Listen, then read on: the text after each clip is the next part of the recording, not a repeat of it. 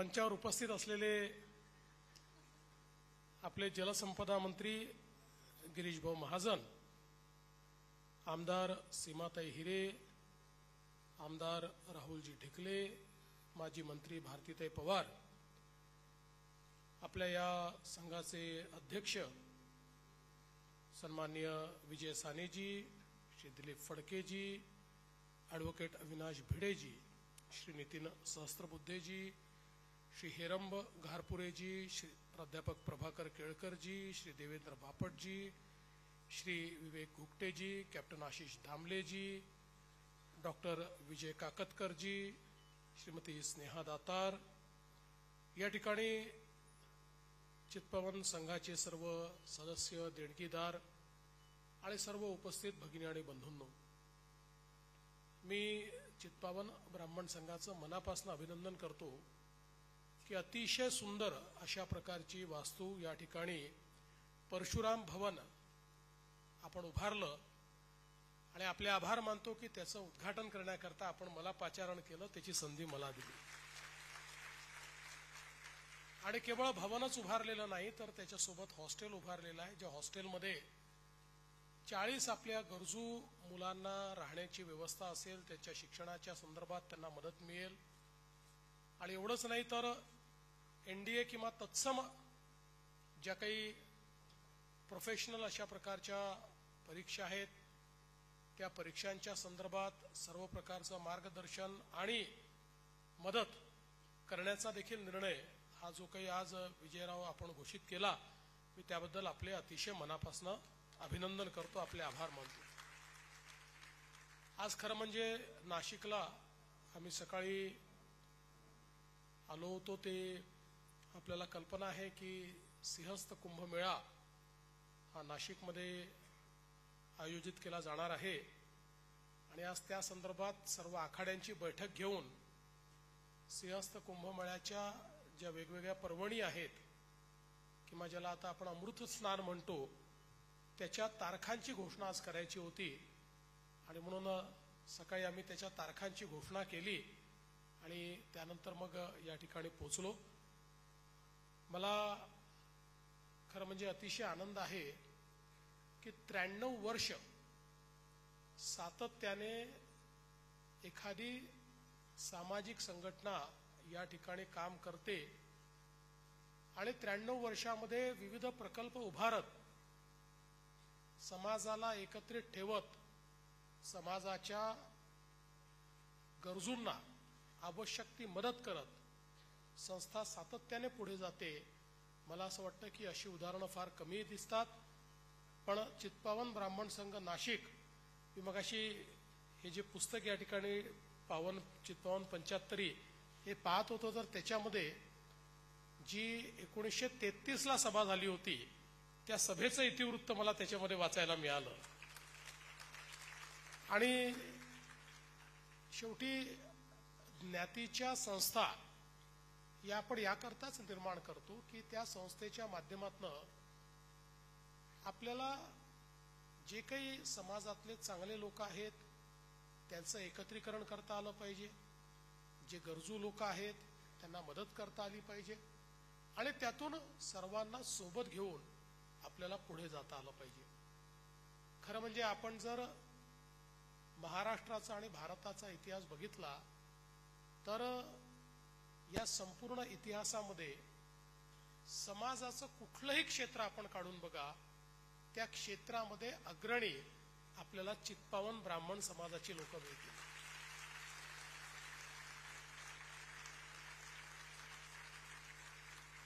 हिंदवी स्वराज्यामध्ये छत्रपती शिवाजी महाराजांनी जे तयार केलं ते वाढवण्याचं काम असो, भारतीय स्वातंत्र्याचा लढा असो, समाजातलं सुधारणावादी क्षेत्र असो, समाजातलं कला आणि साहित्याचं क्षेत्र असो, कुठलंही क्षेत्र जर आपण बघितलं तर त्या क्षेत्रातली 10 ठळक नावं काढली तर त्यात किमान 3-4 तरी नावं ही चित्पावन ब्राह्मण समाजाची आपल्याला सापडतात. कारण अतिशय बुद्धिमान आणि अतिशय मेहनती अशा प्रकारचा हा आपला समाज आहे. आपण बघितलं असेल तर अतिशय विषम परिस्थितीतून वर आलेला समाज आपल्याला पाहायला मिळतो. काही फार गर्भश्रीमंत अशा प्रकारचा समाज नाही. सामान्य मध्यमवर्गीय गरीब अशा प्रकारच्या कुटुंबातूनच पण स्वतःच्या कर्तृत्वाने पुढे आलेले अशा प्रकारचे लोक हे मोठ्या प्रमाणात आपल्या समाजामध्ये आपल्याला पाहायला मिळतात. आणि म्हणूनच मला असं वाटतं की ज्यावेळी अशा प्रकारची एक संस्था 93 वर्ष काम करत असताना विविध उपक्रम हातामध्ये घेते त्यावेळेस ते अतिशय महत्त्वाचं असतं. आज आपण पाहतोय की समाजामध्ये जातीय व्यवस्था ही असू नये असं सगळ्यांचं मत असतं, पण जात अशी आहे की जी कधीच जात नाही.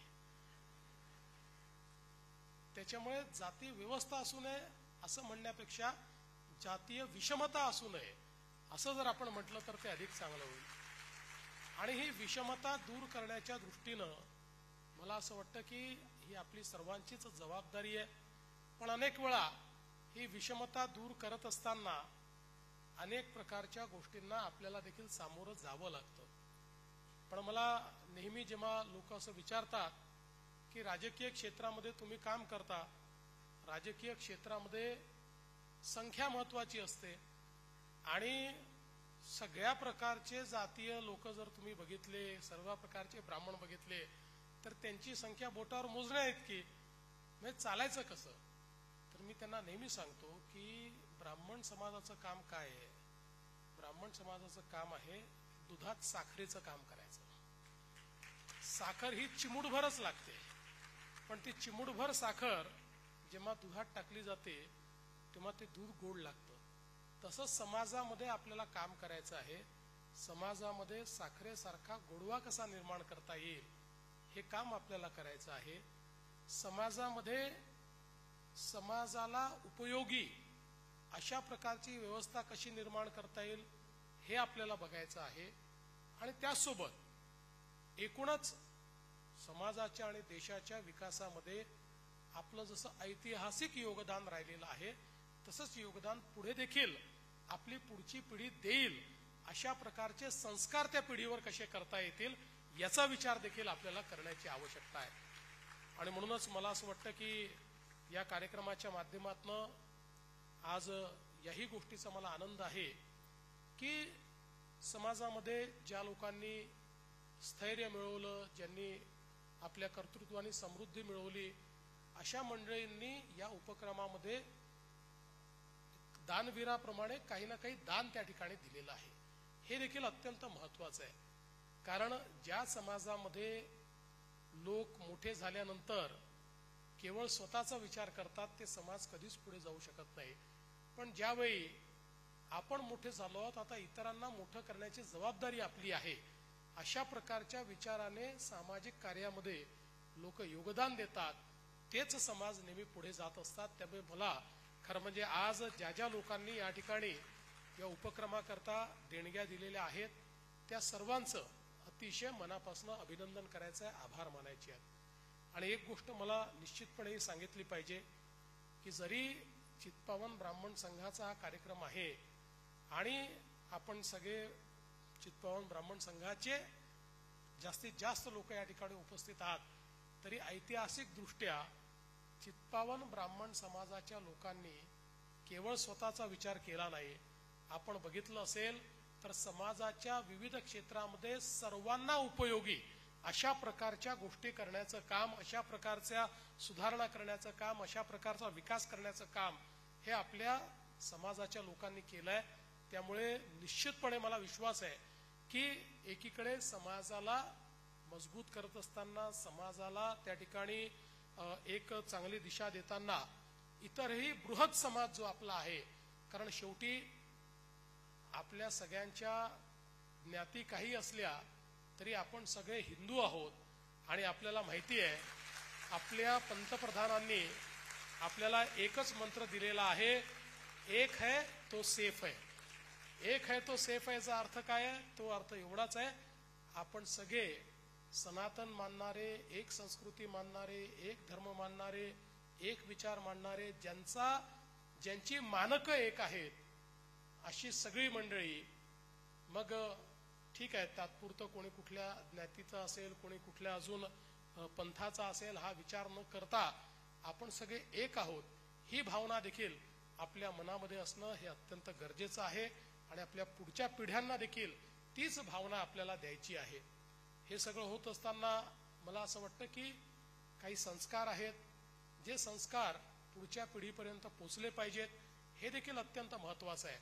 कारण शेवटी आपण जेव्हा सनातन म्हणतो, सनातनचा अर्थ काय आहे, तर जे पुण्य पुरातनही आहे आणि जे नित्य नूतनही आहे.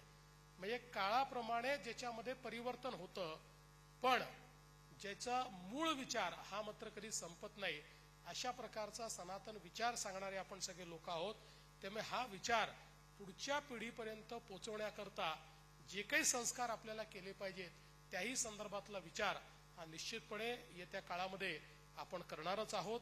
आणि म्हणूनच आज चित्पावन ब्राह्मण संघासारखे एक अतिशय चांगली संघटना या ठिकाणी काम करते. मी विजयराव आपलं आणि आपल्या संपूर्ण टीमचं अतिशय मनापासून अभिनंदन करतो. आणि आपल्या या संपूर्ण कामामध्ये आपल्याला जी काही मदत करता येईल ती निश्चितपणे मी करेन. काही खारीचा वाटा उचलायला सांगितला तर तो देखील मी माझ्या वतीनं उचलेल, हे आपल्याला आज या निमित्ताने सांगतो. पुन्हा एकदा सर्वांचं अतिशय मनपूर्वक अभिनंदन करतो, सगळ्यांचे आभार मानतो आणि माझं बोलणं संपवतो. धन्यवाद. जय हिंद, जय महाराष्ट्र.